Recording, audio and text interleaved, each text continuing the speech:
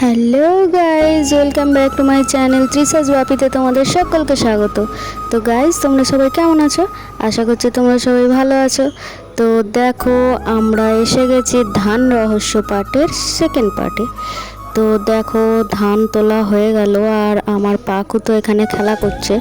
তো তোমাদেরকে ডিটেলসে আরও ভালো করে দেখাচ্ছি। দেখো, বড়মশাই ধান তুলছে, আগে তুলছিল আমার শ্বশুরমশাই, তো এখন ধান তুলছে আমার বড়মশাই। এই ধানটাকে ছাদে তোলা হচ্ছে আর কি। ওই জলটা যে দেখছিলে, জলটা মাটিতে টানিয়ে নেওয়ার পরে একটু ধানটা শুকিয়ে গেলে এই ছাদে তুলে এই যে দেখো ঢেলে দেওয়া হচ্ছে। এবারে পুরো ধানটাকে ছাদের মধ্যে ছড়িয়ে দেওয়া হবে। তো দেখো বন্ধুরা,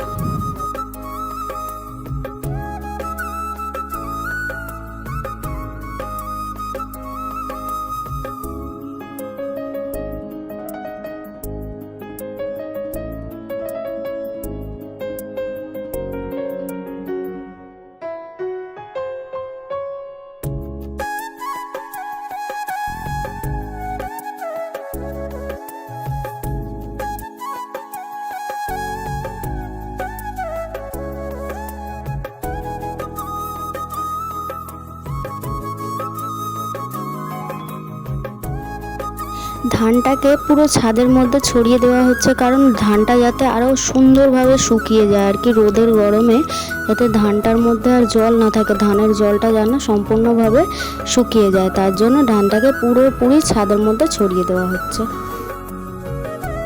তো এটা বন্ধুরা দেখো, এটা হচ্ছে ধান নাড়া, মানে প্রতি 1 ঘন্টা অন্তর ওই ধানটাকে এরকমভাবে পা দিয়ে দিয়ে নেড়ে দিয়ে যেতে হবে, মানে আর কি যেটাকে বলে উল্টে পাল্টে দেওয়া। আমরা যেমন জামা কাপড় দুপিঠ ভালোভাবে শুকানোর জন্য বা পুরোপুরি সম্পূর্ণ খটখটে করে শুকানোর জন্য যেমন উল্টে পাল্টে দিই না, তো এটাও তেমন। ধানটা ওপর নিচে হয়ে আছে, তো নিচের ধানটা রস টেনে গেছে, শুকিয়ে গেছে, ওপরের ধানগুলো টানে নিয়ে হয়তো রস, তার জন্য ধানটাকে উল্টে পাল্টে একদম সুন্দরভাবে শুকনো খটখটে করে শুকনো করা হয়। তো দেখো বড়মশাই কেমনভাবে ধান নাড়ছে। তো বন্ধুরা, আজকের ভিডিওটা এই পর্যন্তই। আজকের ভিডিওটা আমি শেষ করছি। তো নেক্সট পার্টে আরও অনেক কিছু দেখতে পাবে। তো টাটা বন্ধুরা, আর প্লিজ আমার চ্যানেলটিকে লাইক কমেন্ট সাবস্ক্রাইব করে বেল আইকন করে রেখো, যাতে তোমরা নেক্সট ভিডিওগুলো দেখতে পাও। তো টাটা বন্ধুরা।